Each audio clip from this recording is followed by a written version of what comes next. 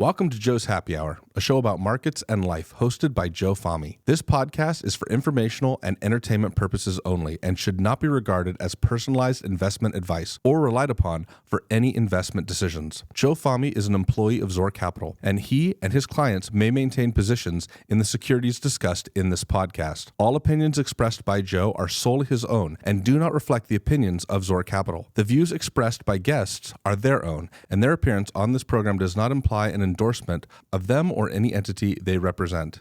Thank you and enjoy the show. We are live. Welcome. I'm excited. I'm here with my friends and just legends. I'm surrounded by talent, two of the best drummers in the world. In our own lunchtime, we're legends, right, Brent? When we go to lunch, we're legendary. We got Eric. I got to introduce you. Eric Singer, Kiss's drummer for the past 125 years. Is that right? Pretty much, almost. Yeah, that's what it says on the internet. So that's what. Okay. Well, I am old, so there is that.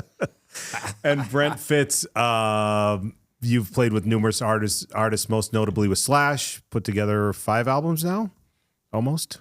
New one coming out, yeah. New one coming out, yeah. With Slash, with also Gene Simmons with Gene Simmons Band.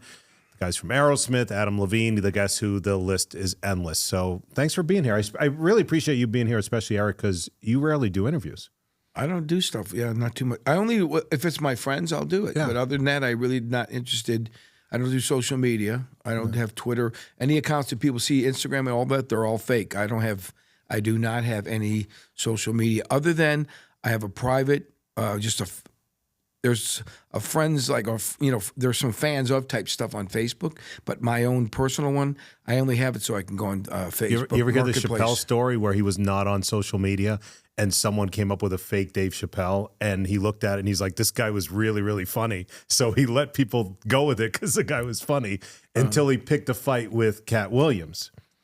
And he felt bad now. So when he met Cat Williams, he told him, hey, I'm sorry, that's not really my account. And Cat Williams said, I don't have an account either. So they were battling with fake social media. But that happens. There's people that have fake accounts. You try to, and my friend just reported one to Facebook a couple months ago.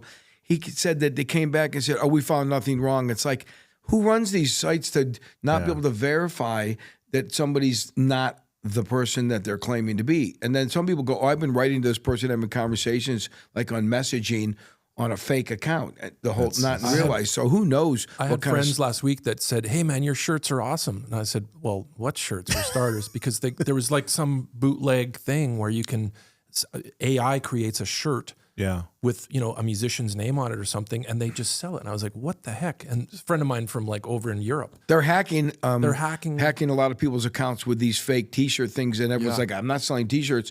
Somebody came up with this idea for whatever reason to go and try to sell T-shirts of different people and hack into their social media account. Wow. Mainly, it seems like it's mainly Facebook. I don't know about it. I can't speak for the other sites, but it's kind of crazy.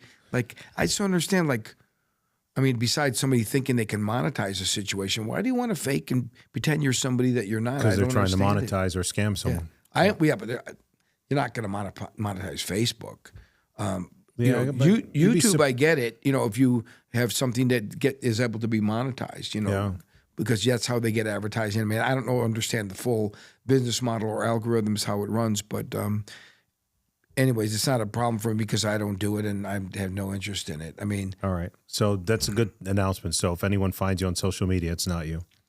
Until I start the real Eric Singer and there's a real one. There's a real people. Facebook one, but I have that mainly so I can go on Marketplace to buy stuff because I collect vintage stereo equipment.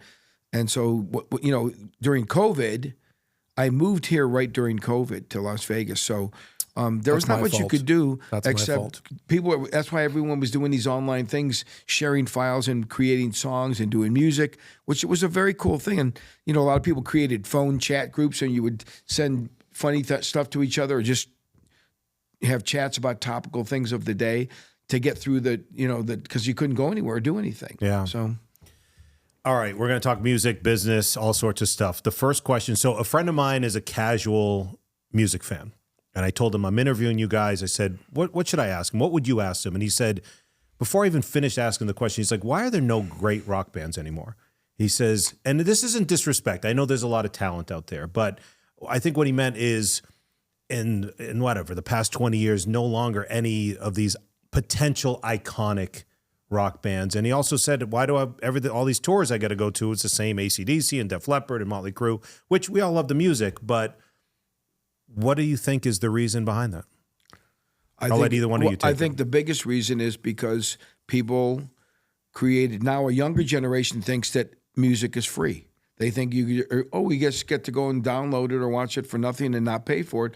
And they think which they don't even question. They don't even think they don't realize that it's technically stealing. There's no other way to look at it. I mean, I have to give Lars Ulrich credit. In the beginning, when he was trying to go after Napster and these sites for file sharing and stuff, he was right. And it's the music industry's own fault for not policing their product, because their product is music. Yeah. And the artists that create it. And now people, it used to be you made a record and then you toured to support that record because you were trying to sell records. That's how bands made money, through selling the royalties they got paid on the actual sales of albums, and then also the people that wrote the songs, the publishing that was generated from it. So now that's changed, and the business model is people only make records so they have a reason to tour, because the only way you can make money is by playing live and selling merchandise. That's the business model. So it basically flipped and did a 180. So a lot of times people go, why bother making any music? People aren't going to buy the record. They're just going to download it for free.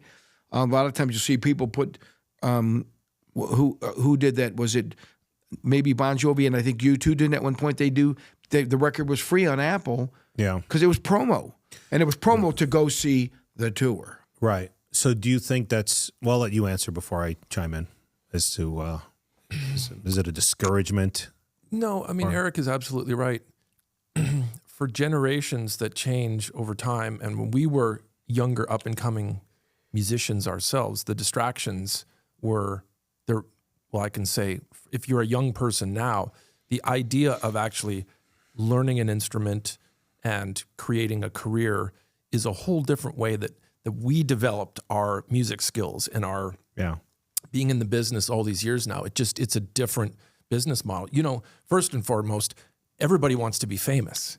Everybody wants to be instantly successful. And the way Eric and I were brought up, and you too, because you're a musician, you took lessons, or you were, you kind of have the ground zero building up a career. And first of all, the first thing I didn't think about was being famous or making money, because all I was excited about music. So yeah, it starts with passion. Yeah, absolutely. I don't know if that's still ingrained in people. I was just yesterday, I popped in at Guitar Center here in Vegas, and a friend of mine is a teacher over there. And I said, that's right, they have lessons for kids over here. And I said, how's it going? What is it like? And my sister, who's an excellent musician, lives here in Las Vegas and has been teaching music for the last 30 years. And she also has a store here where she works. But I'm asking just a question about, are kids inspired? Like, what are they learning? What are they into? And he goes, there are kids that come here, but it's not like back in the days when we were younger. And there was a piano room, some guitar room, some drum rooms, and then a DJ room. And first thing I thought was, what the heck is that? He goes, oh, the kids, that's a viable thing. The kids want to learn how to be a DJ. And I was just like, okay, I'm out of touch. Well, I find it weird that they make, God bless anybody that can make a career in any avenue of life that they pursue. But I find it weird that you make these DJs will play for huge crowds and get paid tons of money to just sit up there and play DJ. And I'm like, I know there's a certain art form to guys that, in the early days of scratching and all that, it became a part of a style of music. But I just don't understand why you would make. Now it's a MacBook. Why would you make a DJ, a guy famous for sitting up there spinning stuff and putting a playlist together, and they go, oh, it's so great, his playlist.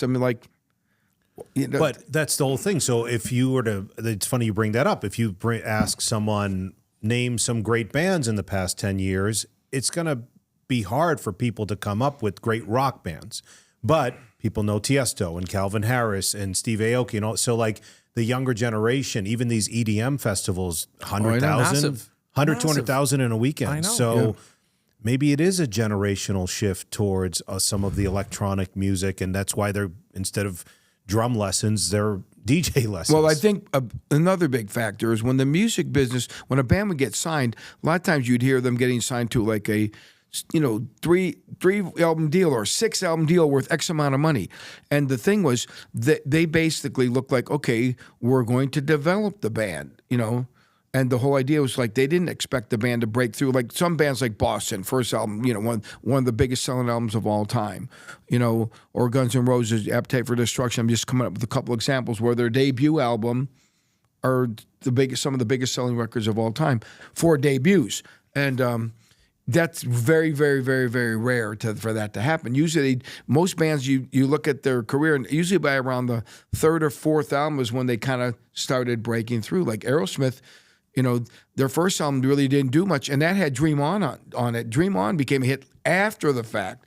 After the second album, Get Your Wings, and then Toys in the Attic and Rocks. By then, by that 4th album, Aerosmith was a big band. I forget when Dream On became a hit, but it was not when it came out initially on that first album. It was after the 2nd or 3rd album. I think people went back and go, oh, that song's great. And now it's a classic staple. Yeah. But I was going to point out before about like making records. I was going to say in Brent's case, playing with Slash, I have to at least give Slash credit for caring or giving a shit that he wants to still be creative and make music. Regardless of whether it's going, I have no idea what his deal is or what kind of advance he gets, but the point is he wants to be creative. He still wants to make music, write new songs, and go through that creative process of getting in the room with people, flushing out the ideas, then going in and making those songs take shape and turn into something. And then you end up with this final product and you go, oh, cool.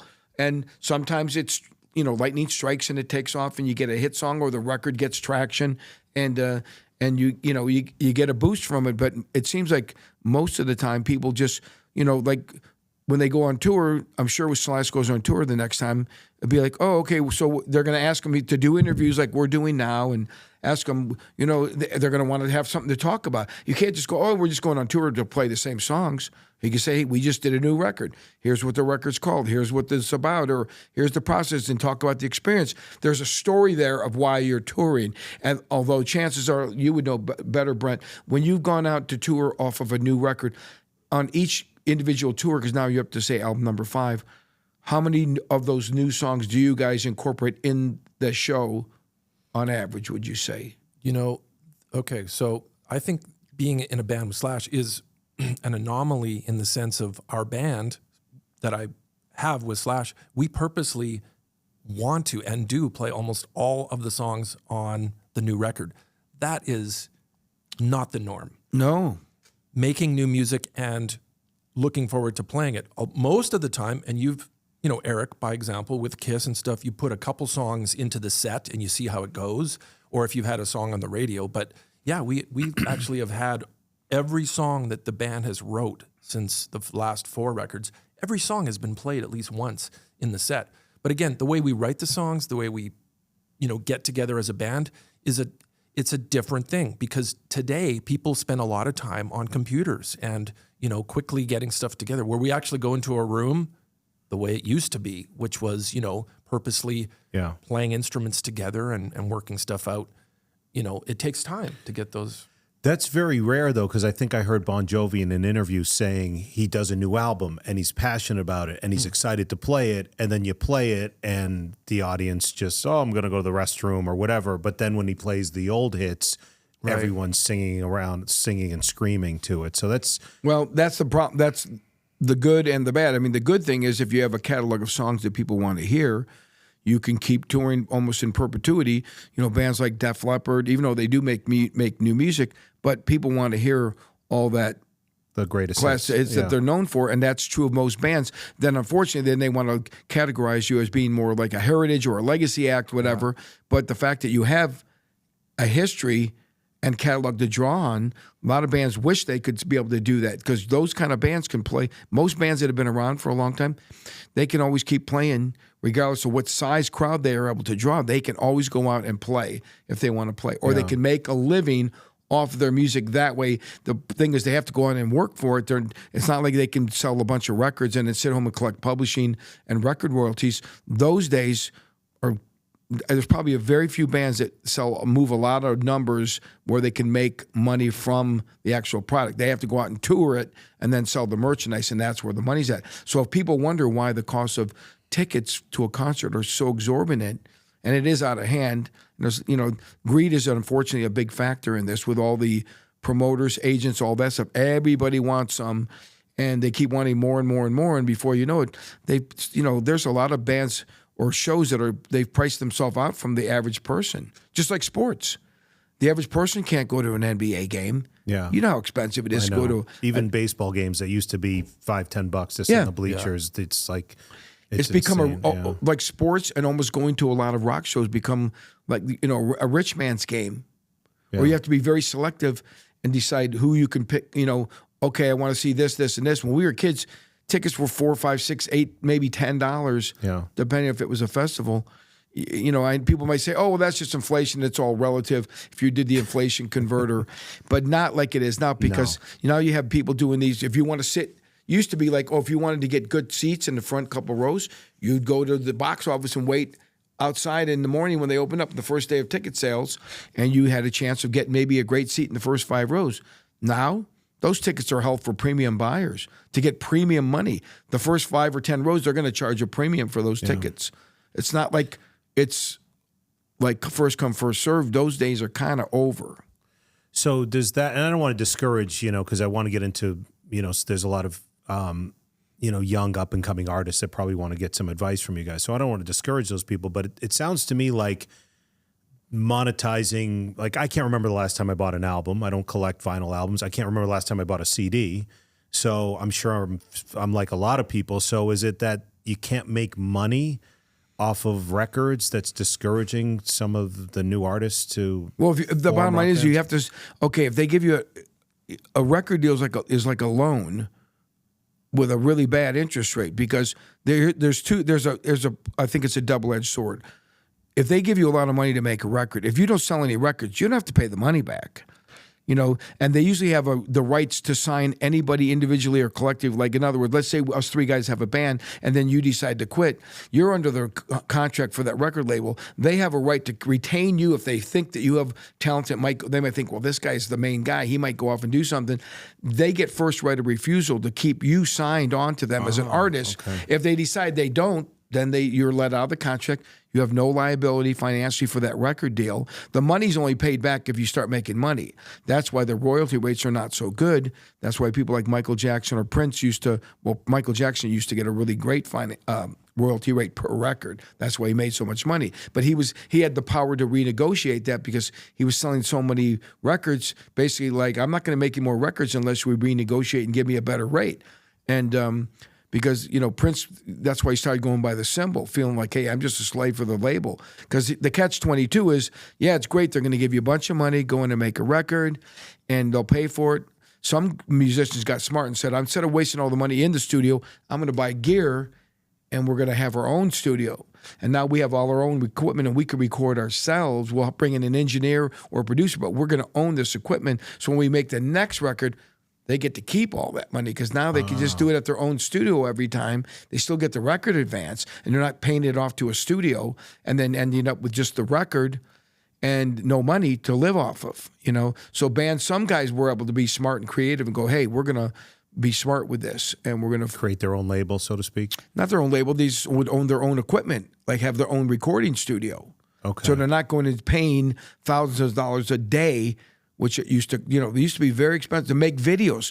Could cost you $200,000 to make an MTV video if you used one of the top producers. And that producer wanted percentage of your royalties on your record. Yeah. I mean, this is the way it was working back then.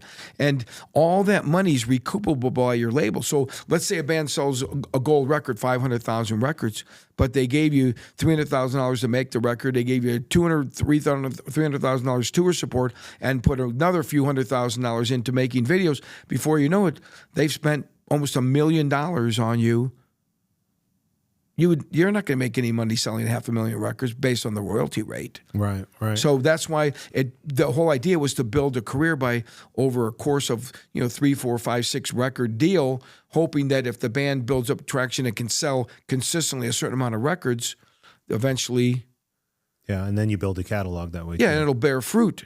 And because all the aspects of it used to be more. Now a lot of times, like they do these TV shows, like The Voice of America's Got Talent, and then somebody wins, but they're under contract to those, like The Voice or whatever. They're under contract to them, and usually it's a 360 deal, which means they get a piece of everything. Not like, the record company gives you a record deal, you get a separate publishing deal, you get a separate merchandise deal. You can get money from the different entities and use that to support yourself to go out and to live while you're out there trying to support your career to build your career.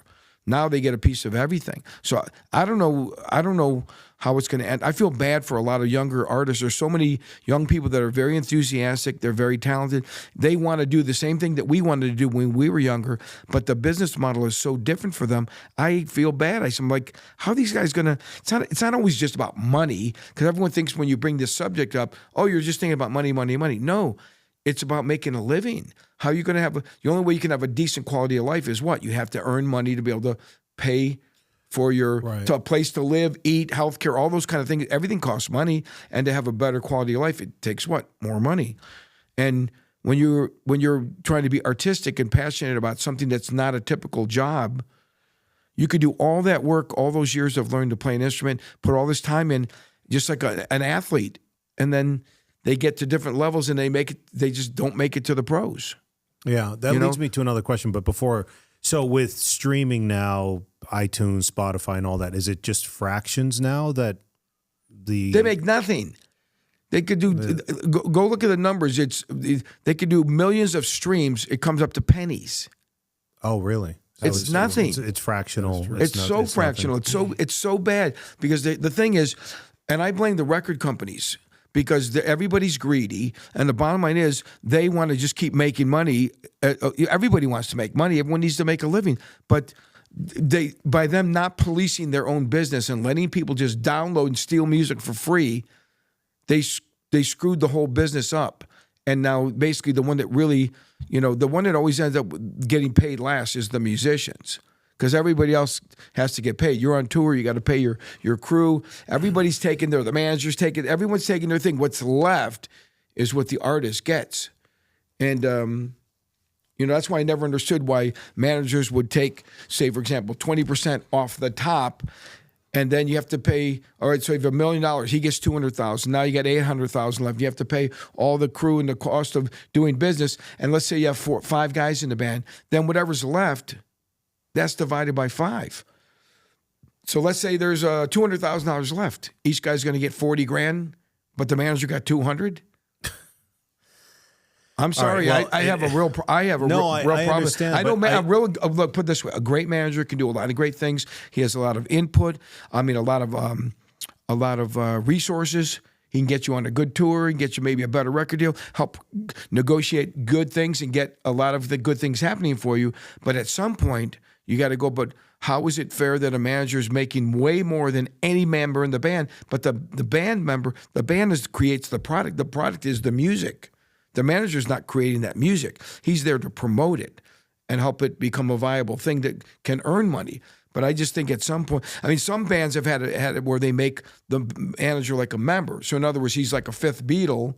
So then he does get a share, but it's equal. He's not going to make all this money off the top, and the band gets to split what's left. So I don't want to discourage. I know there's a lot of young fans that look up to you guys and want to get whatever career advice. And it is happy hour, so I don't want to discourage people and make people feel like they never want to pick up an instrument again. But what's your advice to up-and-coming musicians? Is it a little bit of talent? Is it networking, luck, a little bit of everything? Like, what advice would you give? I do have to say, because I've known Eric a long time. He was one of the first people I met when I moved to LA back in the mid-'90s. But the nickname, The Truth, holds very true because it's a tough business. And I've always looked to Eric for good, solid advice, because sometimes, like going back to when we first started, and you mentioned about not having social media, and Eric's like, I don't have a bunch of these things.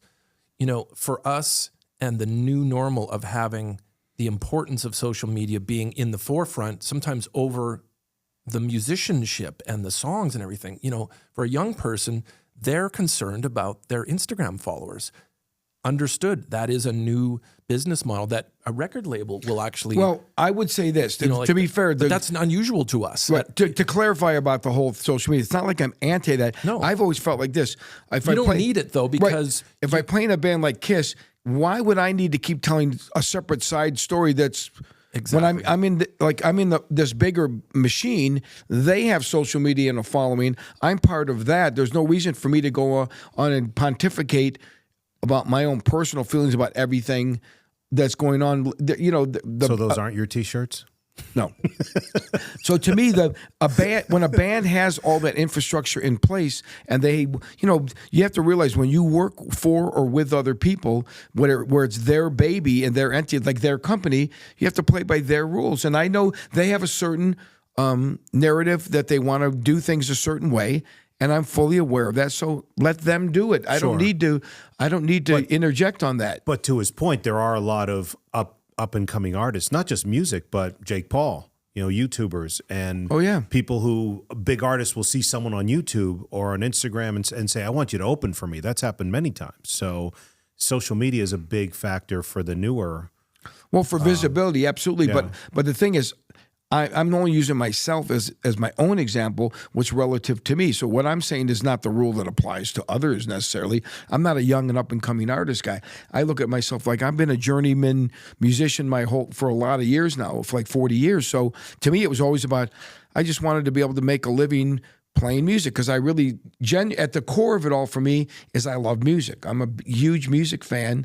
I love like vintage stereo equipment. That's like a big hobby for me, passion, vinyl, all that stuff. So I have never waned in my love and passion for music, but the business model that's out there trying to make a living doing it, that to me is where I have a problem with it because I feel so bad for all these young groups. I'm like young kids that you could tell they have the same passion that you did as a kid, wanting to try to pursue the same goals. But the way to get there, I think, is a lot harder. So what's your advice to them? I don't think I can give them any advice other than if you really want to do it, then you got to stay at it, and figure out how the business model works and stay on top of it and try to do all the things you can to make that work for you because it's not the same rules. I don't know what I would do if I got dumped into this situation now. I probably wouldn't. Plan A. I always say our model is plan A. There's no plan B. There is no plan B. There's no plan B. And, you sometimes get plan B advice from good people around you, your parents, people that are looking out for you. Hey, maybe you should go back to school or something. A lot of times people that have passion to be an artist, and that's, for us, it's as musicians. There's a lot of discouragement that can come from people because they're like, well, how do you make a living? That's the biggest thing. I remember my parents were always...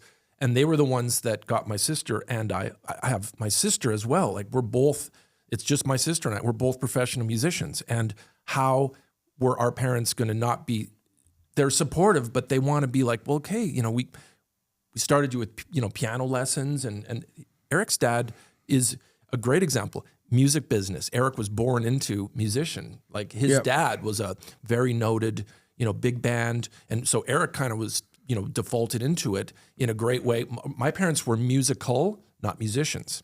They were, and my parents were like, you got to just, how are you going to pay your bills? That's a valid question, and it's totally legit. But the only thing is not to be discouraging. I just feel bad, because you can give a lot of opportunity to a band or a person and situation, but the bottom line is the public at the end of the day decides what they like or don't like. Just like an election or anything, they decide, they go, or thumbs up or thumbs down. And for some reason, some stuff will just get traction and it steamrolls and it becomes a big entity, and then you see a lot of success, whether it's like Jelly Roll or somebody like that, who, they seem to come out of left field, right? And be really successful, and they become one of the modern successful groups or artists right now. But you have to think, but for every one of those, there's thousands and thousands and thousands that'll never get anywhere. And he's more pop and country. So I'm not saying there's not any good new music, period. I'm talking specifically rock music, right? Because there's plenty of rappers that genre. Well, new people come. There's country music selling out stadiums. So, but in answer to your question, I would say this. we have to remember, okay, if you like a particular, like more classical, hard rock, that type style stuff, that's your personal style of music that you prefer. Yeah. It's not mainstream anymore. There was a time where it was in the 70s, and then it kind of wasn't at the end of the 70s when new wave and stuff like that, and a lot of the English modern, what they call romantic period of English pop stuff, which is a lot of great songs. A great song is a great song. But then the 80s hair thing kind of happened, as we call it, the hair metal or hard rock hair thing, whatever. And that became where that was the mainstream music. But then eventually it died off and something else came along and supplanted it. And now it's gone back to being, I wouldn't say underground, but it's not mainstream. Not mainstream. Yeah. So if you are a person that wants to play that kind of music, there's bands, I know there's some bands out there, they still think it's 1985 or 86. They think they're going to be the next Poison or the next Motley Crue or something. It's like, no, you're not. Because there already was a Motley Crue and a Poison, and they caught the wave. I always use the surfing analogy. You catch a wave, and you try to ride that wave. But that wave hit the shore, and it's another wave comes out, and it's another thing. Everybody's basically reinventing the wheel over and over. Yeah. Music is still affects people, I think, pretty much in the same way, regardless of the genre of music. People get affected by it and have a passion for it. But if you're trying to do something that's not really popular or in vogue now, you're making it even harder on yourself. I'm not saying people should jump on a bandwagon and just try to be flavor of the month and you got to be who you are. But you have to realize if what you like and what you want to be is not mainstream or popular, you're going to have some struggles. Yeah, that leads me. I mean, I'm blessed and lucky to know a lot of great guys like you and inside of music. My casual friends, they say, "Oh, a bunch of rock stars." They think it's all sex, drugs, and rock and roll. And there's a lot of misconceptions that I tell them. We're all human. We all deal with this. So I think a lot of people put rock stars like yourselves on pedestals, and people forget we're all human. A lot of the people I've met through you guys, people have health issues, people have family issues, and have kids, and have family members that are sick, and financial stuff. And I think that's a misconception, if you guys want to talk a little bit about that, where everyone just thinks the rock star life is amazing. But you know what I always looked at it? I'm no different than anybody. I just play drums for a living, where somebody else they might fix cars, sell cars, a plumber, electrician.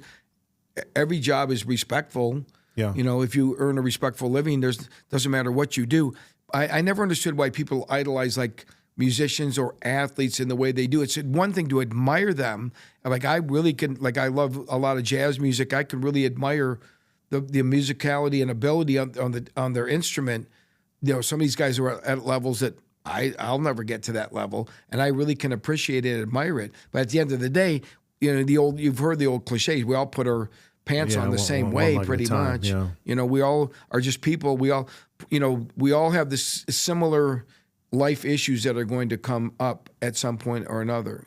Yeah. Like you said, with family or whatever. Right. You made a point about athletes too. So same thing. We put these athletes on pedestals, but they have everything that they're dealing with. I mean, is that But physicality is, like we have physical jobs as drummers.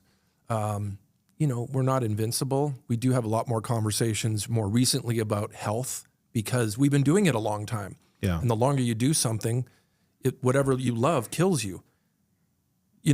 I can't hear anymore, or my arms hurt, my back hurts. Like these are all things that just from doing music business for forever, and we still want to do it. We're still kind of doing our best today. Like, I don't think I live in the past. I really feel like, I saw Eric, on the last bunch of Kiss shows, and I was like, well, Eric's probably playing his best today rather than, we don't think about, in 1989. I mean, it's fun to go back in time, but we're kind of, I want to live in the now, and I still want to be able to do this. And I've worked with a lot of musicians who are older than me on some of the other gigs I've done, people in their late 70s. Eric and I went to see the Rolling Stones here in Vegas. Great.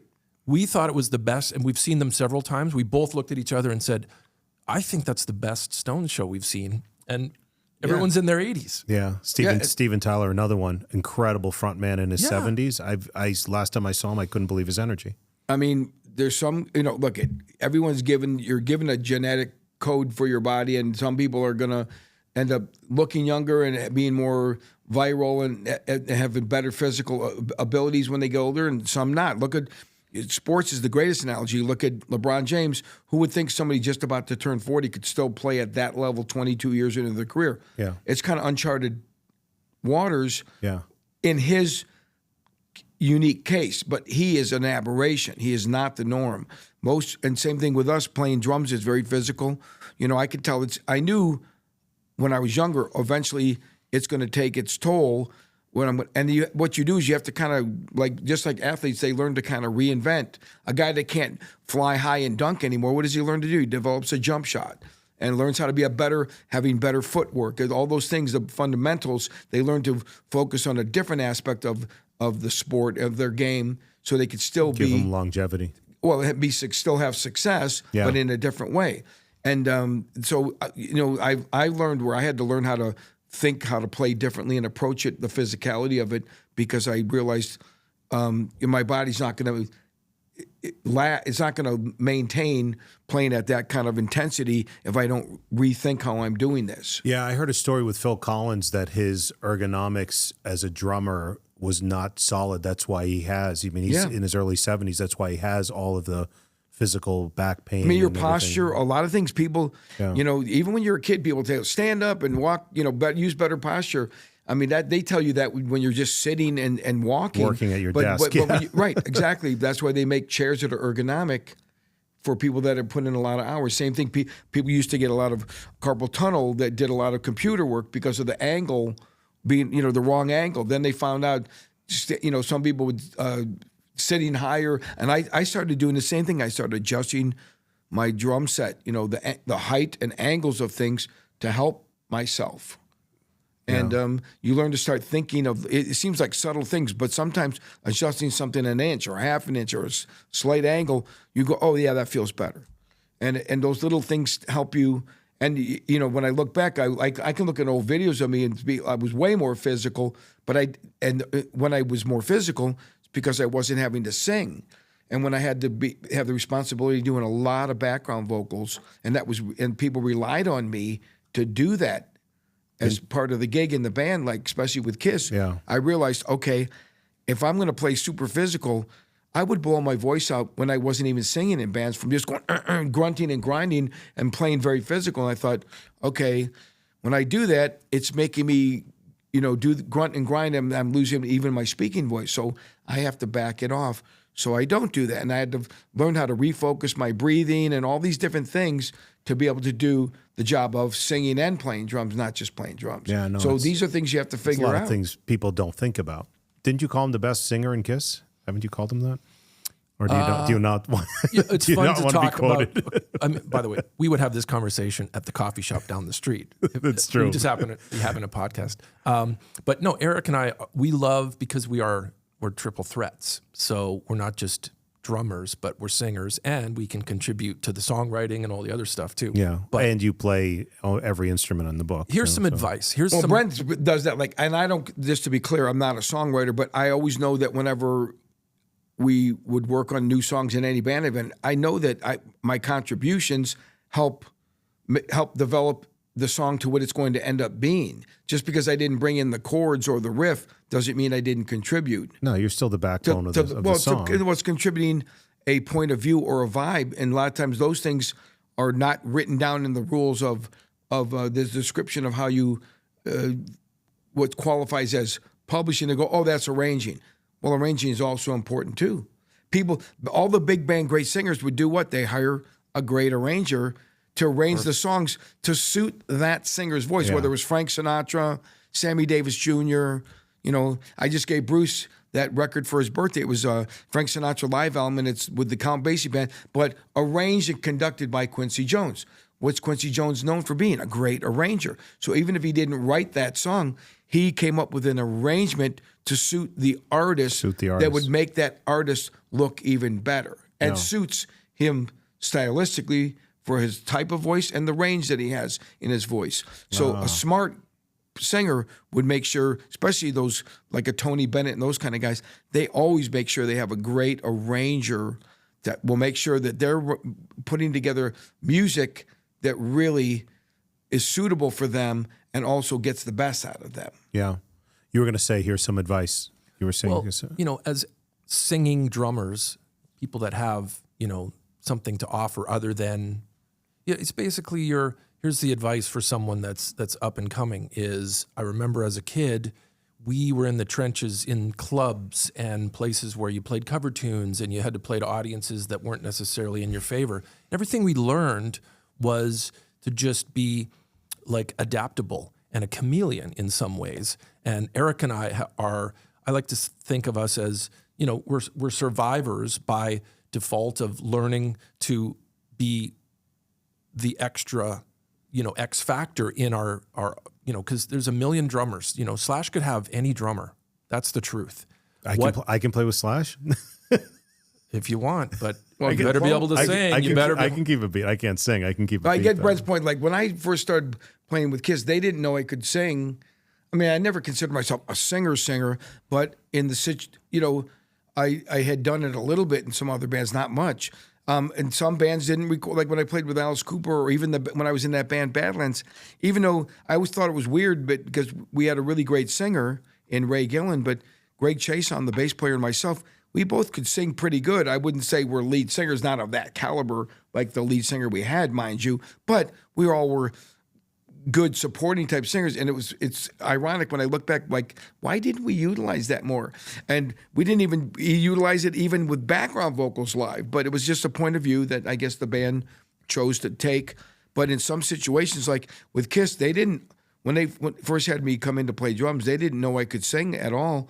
And when we first started rehearsing, I said, well, what part do you want me to sing? And I just kind of learned how to do it. Basically, like Gene would say, or Paul, they'd say, all right, can you sing this part? I'd be like, well, that's a little too high. Okay, how about this part? Oh, that's okay. All right, Gene would go, all right, then I'll sing that higher.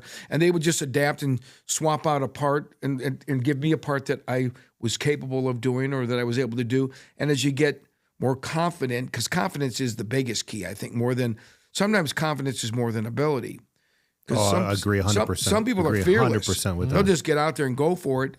And, or other people, I was always kind of a little bit, and I know people don't believe me when I say it, but I was always very shy about playing drums in front of people and all that when I was younger. And but once I build up confidence, then you realize, oh, okay, whatever. And you learn how to do it like you're walking and talking and chewing gum. It becomes a very second nature, or as I like to say, like a involuntary muscle.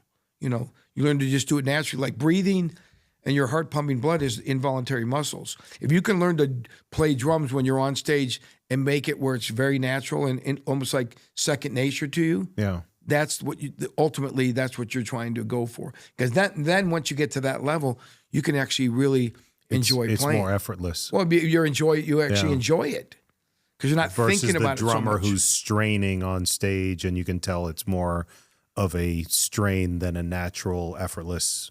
Well, the environment, you got to remember, you're not a machine. So every day you're going to have good days and bad days. Some days you just wake up. Why do you wake up one day and go, wow, I feel really good. I slept great. And people go, oh, you look really good today. And wow, you sound really good. And then other days, oh, are you sick? And the first thing you always can tell in a person is their voice. Even on the phone. Oh, you sound tired, or you sound sick. Oh, yeah. Your voice is the first thing that goes. You sound like you're in a good mood. What's up with you? Or you sound tired. The voice tired. is the giveaway for everything. Yeah. So that's why when you learn how to become a singing band member or musician, you realize that, wow, now I have another responsibility of taking care of myself. It's not like, oh, I'm a little tired, but I know I can get through it because it's second nature playing drums. If the first thing that goes is the voice. So if you don't stay rested, you'll be like, every day. And to me, I maybe I psyched myself out sometimes about it.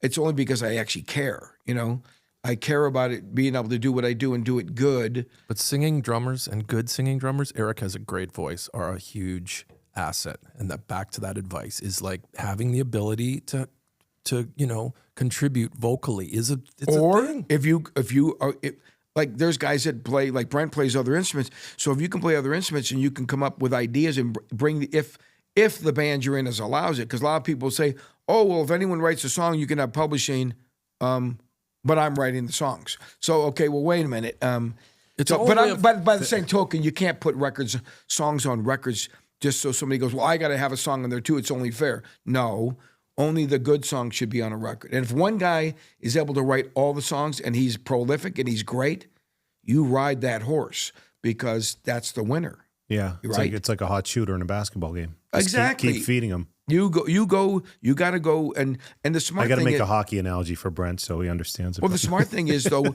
is to know that whatever your role is. Hey, don't forget, we chose to play drums knowing that drums is probably always in the back of the band. You're not going to get all the attention. You're not going to do the interviews. You're not going to be on the cover of the magazine or in the newspaper the next day. It's always going to be those front guys. Speaking of being versatile, one of my favorite stories of yours is on the Slash tour in Russia. The bass player gets a detached retina and they have to cancel the show. Brent Fitz to the rescue. You want to tell that story?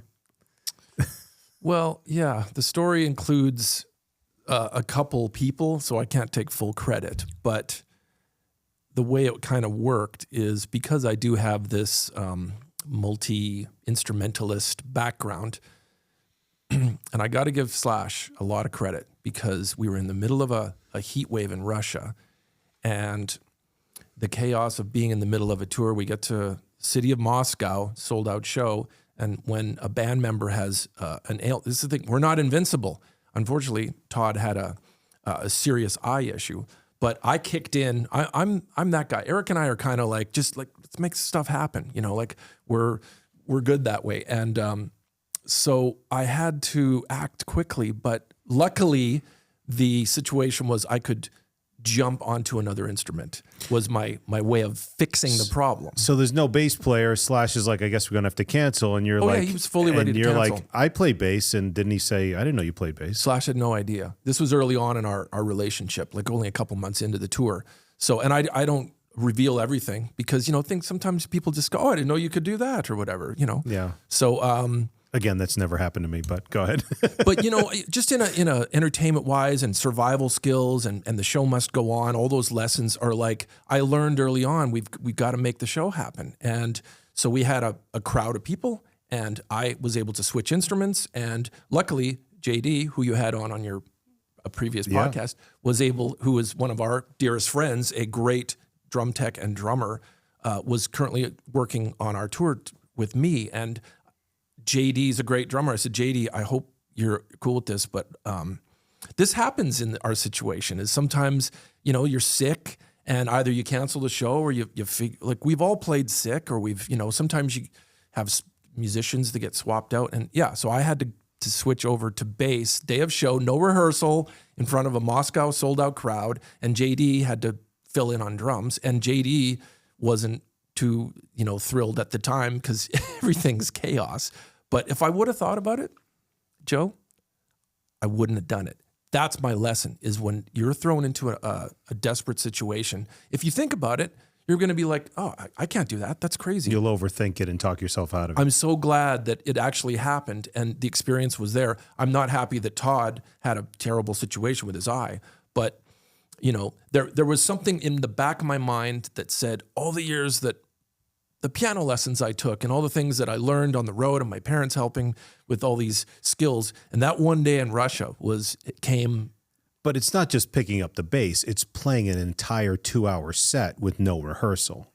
Well, this is the mature, mind-blowing experienced to me. That's musician. mind-blowing This to is me. where young kids might not understand is like we had a lot of time to build up to that thing. So I felt confident because I'd had so many gigs previously, just in every situation. Eric and I played with so many different artists.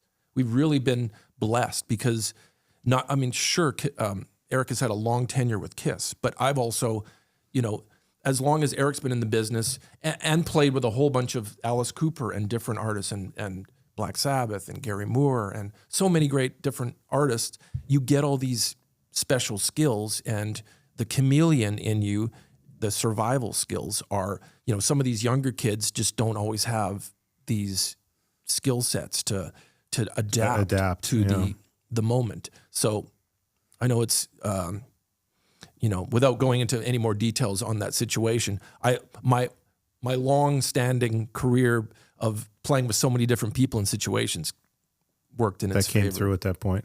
Speaking of different artists, you guys have both played with Gene Simmons, obviously with Kiss and Gene Simmons' band. What are some lessons you've learned from Gene? I know he's an incredible businessman. What are some life lessons you guys have learned from him? Well, to be Can fair, I quickly say though? I know Eric has worked with him the longest, but Eric had a great thing to say to me before because Eric's played with Gene forever. Yeah. And Eric made a really nice point because I've met Gene and been in the KISS camp and family and circle for a long time. But Eric said, when you play with Gene, meaning play on stage with him, travel and do a whole, it's different than just knowing somebody. You actually live amongst people when you travel. Well, working and living with people is different than just knowing with them. So he said to me, Brent, he goes, you will have a different opinion and appreciation. And he just kind of goes, and you'll probably come back to me and go, yeah, you were right, Eric. And he was absolutely right. So it was a great statement that you said. You go, the person that you thought Gene was, you might not know until you actually play with him. And I was like, you're so right. So what was it? No, because I think Gene, like you just said, he's known for being a fantastic businessman. Well, don't forget, perception becomes reality because you think that's what it is, and you've been told that. That's what I've been told. It doesn't mean it's really 100% true. So I'm not saying that in any way to be negative or disparage Gene. Sure. Gene's obviously an intelligent guy and clever, but a lot of times, in other words, if you say, Gene, I think it's really great, you're a marketing genius, instead of him going, well, I did it with other people. We had managers and other people, and Paul Stanley's been my partner for all this time, and we've done it together. It's by committee sometimes. Sometimes somebody brings an idea. Sometimes I did. Instead of saying that, which is the real truth, in my opinion. Sure. If you think that Gene's this genius, you think he's going to tell you that he's not? He's going to go, oh, okay, great, thank you. Why, thank you, and he'll go along with it. Yeah. It's like when every band says how many tens of millions of records they sold, and then you realize they didn't sell that many records. Bill Burr does this bit on the iPhone that Steve Jobs gets all the credit, but there weren't engineers and marketing and other people. It wasn't one person who came up. But so I get the analogy. Yeah, the point is that somebody may become the face of something, of a product, from the marketing point of view, and it's not to discredit them, but when you learn more of the nuts and bolts behind the scenes of how the dynamic and the inner workings, then you realize, it takes a village. It's not, but a lot of people use the analogy of a car. You need 4 tires on a car for it to run, right? You get a flat tire, you can't really go anywhere. But when you're all in the car, only one person can drive. There's only one steering wheel. And that's a great analogy. So somebody, whether you vote the person in or somebody just has the leadership ability and skills, sometimes it's not even about that. Sometimes the person is a control-oriented person, and they are going to wrangle control of that band, whether you like it or not. And some people most people, if you're smart, you'll learn to acquiesce and just go with the flow.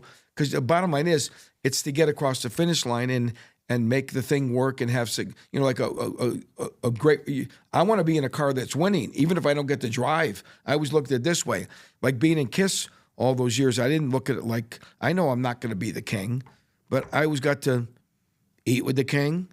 I fly in the king's plane and stay at the same hotels, and I'm on the same stage as the king. So you become part of that entourage. Not everybody gets to be in charge or run the show, but it's a better way to be in a band. I'd rather put it this way, I'd rather be in a band that's successful than a band that's struggling.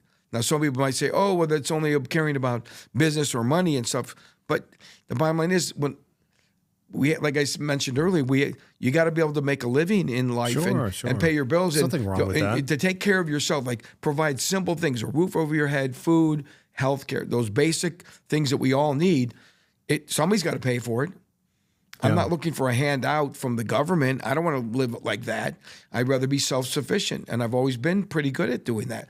And so you realize the best thing to do is what? Have a good job. So playing in a successful band is a good job. Yeah. That's how I always likened it. What did you learn working with him? He gave you a little bit of a heads up. What were some of the intangibles working with him? Gene speaks several languages. I found that powerful. He could hang in different countries, and he had time for everybody. So Eric and I have worked with a whole bunch of different artists and different types of personalities treat the going through airports and being in hotels, and there's different etiquette and different way people are. And I'm a pretty easygoing guy. I come from a small town. I'm like, there's just a lot of normalcy. And Eric and I are both from pretty normal places, so we can take it for what it is. We're, go with the flow kind of people. But Gene just had me I was always watching how he could be so good with every fan. And going through an airport, nice, just... And sure, there's times where people do get frustrated, but I'm saying in general, his thought process of being, good to people and good to, I did an event here with Gene, and there was a bunch of fans, and it was a performance thing, and a bunch of fans come in and they get to play with Gene and write a song, and you've done those things too. I did it too. one time. And it's I filled really in cool for Brent because Brent was supposed to do it and then he couldn't, so I did it. But Gene does event. these cool things outside of KISS, and it's a great opportunity for fans to come and interact with them. But not to go too deep into the event, but what was the craziest, coolest thing about the event was in the middle of the event, Gene is talking to the crowd, and it's really cool. He gets everybody involved, and all of a sudden, brrr, his phone rings, and he's like, 1 minute. And his mother called.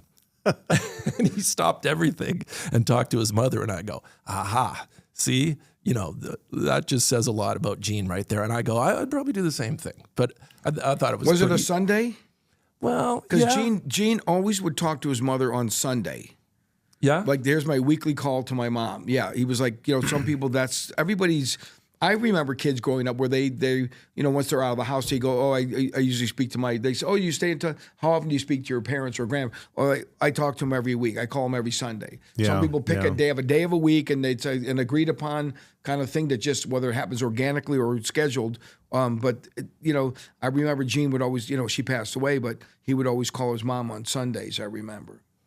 Eric and I are very attentive to that kind of stuff because, as you get older, and if you still have your parents or you don't have your parents, and not to talk about, it's not very cool in rock and roll to talk about this, but I'm going to talk about it.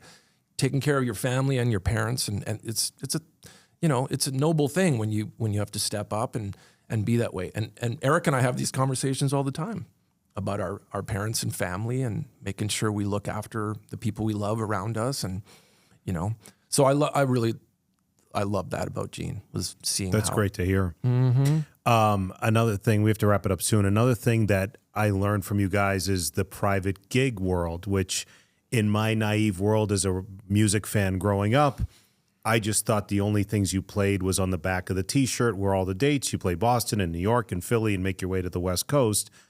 I underestimated if you want to get Elton John to play your birthday party, or if you want to get Maroon 5 to play your wife's bar mitzvah birthday party, you can do it. And my question is, do you enjoy the private gigs more than the arena and stadium gigs? No. Interesting question, though. I wouldn't say, well, it's not like it's bad, but it's not the same. I remember we were in Russia on tour with KISS, and we met some guy that he came to our hotel at the day after we had played, and I think he was just there to, hang out because he was a KISS fan. And when he got married, he wanted KISS to play his wedding, but his wife outvoted him. She wanted Mariah Carey, so they paid Mariah Carey to come and play at the wedding in Russia. And we for those that don't know, there was a time when, I'm not sure if it still goes on, but the Sultan of Brunei used to fly, Michael Jackson or different people like that. Yeah, I've heard those stories. Would play. They'd bring them in and play and do play a private party. But you don't enjoy that? You said you don't. Well, to me, hold on. It's not. Well, what would I enjoy it more? No, about? I just mean I would think it'd be less stressful. Is why it was my well. My to me, it loses impression. that real energy, because the most important thing when you perform live or play in front of people feeding off the crowd is energy. Yeah, energy is the electricity and the exchange of the adrenaline that kicks in. You can't bottle that, and you can't manufacture it at all. It happens because it's a real thing. That's a great point. So and the more people, everybody has electricity going through them. The more larger a crowd, the more intense it becomes, and you can feel that energy when you're on stage. Brent knows what I'm talking about. You get out there and you go boom, you hit your bass drum. It's like King Kong in a giant arena. There's a lot of power in that.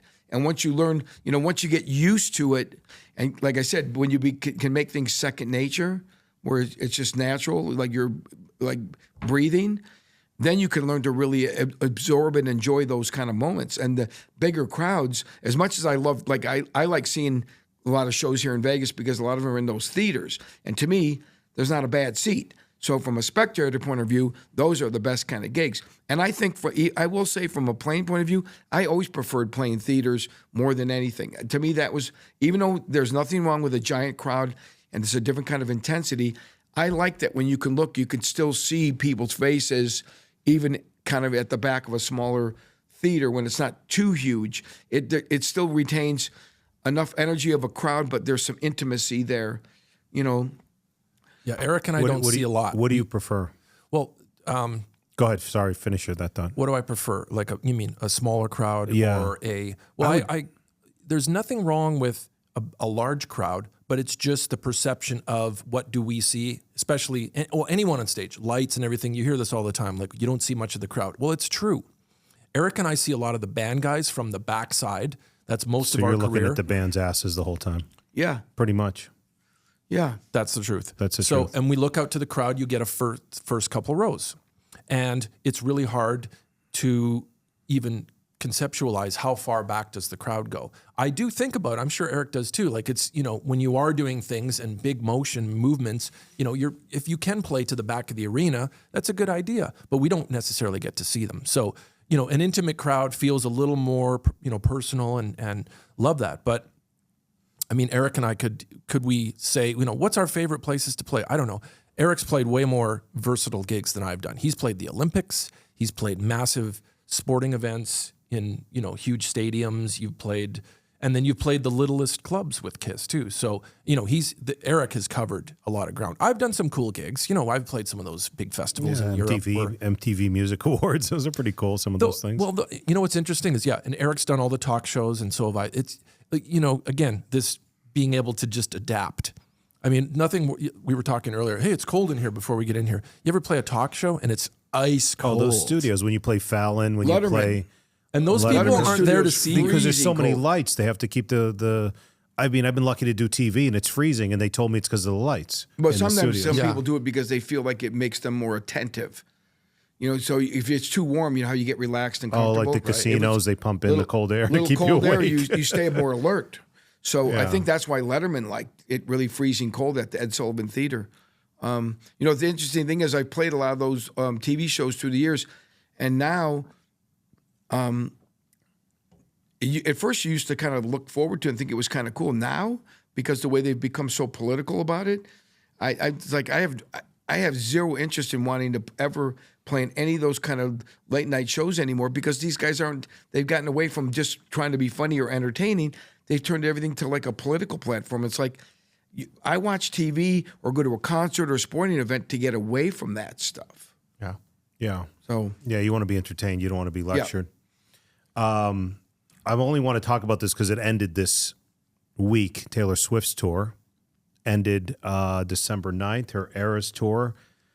There's been no other grossing tour that grossed close to $1 billion. Coldplay just passed $1 billion. She finished with over $2 billion. I know, it's insane. There's been a lot of comparisons to the Beatlemania, where there's a great article from, I brought it here, where some of the comparisons was scarcity, because the Beatles were mostly in their label, BMI was mostly in England, so there was a scarcity factor. And then once they adapted... Well, they were on Capitol in America, but... what I read in the article was that Capitol was the marketing person was not marketing them well because he just sucked, basically. Mm. And then the Ed Sullivan shows... Well, sometimes they didn't know what to do with it. Right. They didn't know how to market. I mean, some stuff, it was inventing it or... The Beatles were the first. Oh, right. Beatlemania changed everything, and all of a sudden everybody wanted to be in a band like that and wanted to try to like... Right. I mean... The music business in America created the Monkees as a way to try to go, oh, well, we need to come up with something. You mean the band, the Monkees? The band, the Monkees. We need to come up with something that can, you know, instead of having a Beatles cartoon and everything about a band, you know, we need to have an American band that we can do this with. Now, that was kind of almost like before we know as boy bands, as we call them. Yeah. They were a fabricated boy band put together. Yeah. For that way, because they...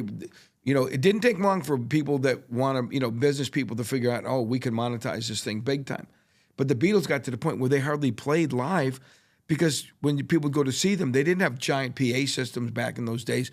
All people did was scream. They couldn't even hear the band. I heard that they stopped touring because the band couldn't hear anything. They couldn't hear anything, and the people, I've actually heard that. And That's they amazing. said that the people can't hear us. Like, why are we even touring? They're just screaming. That thing got too crazy and intense. They basically, for most of the Beatles' career, they were a studio band.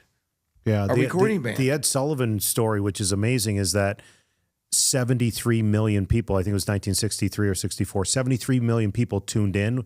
That was 40% of the U.S. population. Of the country. Yeah. Which is Did you amazing. see that, Eric? Were you? I remember. Oh, I remember sitting down and watching in front of the TV on the Sunday night just when they a little played. young for that. Yeah, because I wished I could have. Well, I was 6. It was 1964. Yeah. So I was born in 58. So I was a little kid. I remember it very clearly. Yeah. And then, of course, you'd see other bands coming on there, Dave Clark 5, and Rolling Stones, those ones that really stuck out. Animals, Vanilla Fudge, all these other bands were all on these shows on Ed Sullivan, especially, and a lot of chat shows started having rock artists on there. You had Jimi Hendrix on, Dick Cavett, stuff like that. But it made that really inspired a lot of kids to go, I want to grow my hair longer, I want to wear clothes like that, and I want to play music like that. The other big invention was the transistor radio right around there. So the analogy in this article. You mean to go portable? So all the kids for Christmas wanted to listen, and when they go to bed at night and go portable to listen to the music. So the analogy is, I mean, I don't hate on anyone, Taylor Swift, the numbers is mind-blowing, but the analogy is social media, even though it's not new, getting 300 million Instagram followers and TikTok and all this stuff really, and the scarcity because she hadn't toured in 5 years. I mean, do you guys want to touch upon? I mean, the tour, you have to. It's love her or hate her. It's amazing what she's done. It's good for the music business to know that there's such a ginormous still need and want for an artist to, and why not Taylor Swift? I mean, the fact that I could probably say Eric and I, maybe you too. Like, are we familiar with her music? No, I don't have kids that wanted to go to the concert. But I have some friends that worked on the tour, and we've heard some of the things, some of it was public knowledge, but she took care of some of her crew like unbelievable. Like what a great, when you hear, because we've been around so many people in the industry, and it's kind of cutthroat or whatever. That tour, and actually, don't you know somebody? The guitar player. He's from Cleveland, Paul Sidoti. So there's some I knew him rock before he people played on the in tour. those bands. There's got to be some NDAs or some with those, just because knowing I know what I hear about her. No, it's got absolutely a lot of, because put it this way, he's been her guitar player since she started when she was real young. So he's been there for pretty much the whole ride. I met him. My sister, I forget where she told me she met him. One day I go home to Cleveland on the holidays for Thanksgiving, and he's at my sister's house. My sister invited him over because he knew I was playing in Kiss. I'm not sure if I was in Kiss at that particular time, but he was a Kiss fan. So I met him before he really had ever really done anything. He was playing in local bands in Cleveland. I never did ask him how he got the gig, with how he met Taylor when she was really young, like 16 or 15. He's been playing with her since then. Wow. So she's, I think he's been smart enough to know, like, hey, I got a good thing. I'm going to ride this wave with her, and I'm going to keep my mouth shut and make it work. Because eventually it will end, because everything ends. There's nothing's infinite. The music will live on. That's something that'll never die. Whether a band, look at Led Zeppelin, there's no Led Zeppelin as an active band, but they still sell tons of records because they put out these box sets. Jimmy Page goes in and remasters the stuff, and I think those remasters, I don't know if you've heard any of them, but I have a couple like Zeppelin 1 and 2 on. They sound amazing, So that band always will have legs because they were just so big, and they keep perpetuating and keeping the spirit of it alive. But there's very few bands that are like that, Yeah, you have to be huge to get to that level. But the public votes. I mean, you could put on a Led Zeppelin record. If Led Zeppelin came out right now today, this is just my personal opinion. They came out today. I mean, there's bands every like 4 or 5 years, some band comes along. Oh, they sound like this, the new Led Zeppelin. Nope. None of these bands are the new Led Zeppelin. There's only one Led Zeppelin, and that was the one that we all knew. and grew up with, if you grew up with them from 68 onward until they ended in 1980, I mean, you think about it, a lot of people don't realize they were a huge band. Like they go look at the numbers, look it up online, how many records they sold of every album. It's amazing how big they are still and always were. And I think if they came out today, it would still be successful because they have that je ne sais quoi, that it factor. They have a thing about them that is just undeniable. The songs and the individual performances, and then ultimately that chemistry is undeniable of a band like that. We'll end it with this. You guys have toured the world multiple times. Your favorite cities that you've been to? Favorite cities? Cities that you... Well, I like London. Yeah. But a lot of it has to do with me having a romantic view of it as a kid, loving British bands. And, I always thought that whole London, especially the early 70s, rock and glam scene, David Bowie, T-Rex, Sweet, all that whole look, Zeppelin, Deep Purple, all the Black Sabbath, all of my favorite bands, Pink Floyd, Genesis, most of my favorite bands were British and came out of that scene.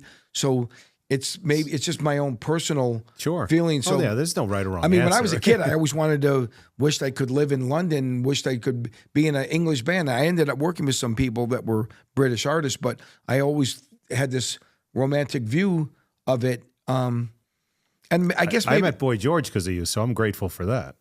When we went to the show we went to the show, okay, and he even called you out in the middle of the concert. Yeah, it was cool, and he was pretty impressive. He was very cool. He was very nice. Yeah. But I'd say that. But Japan is always fun and great place to go to, just because it is so.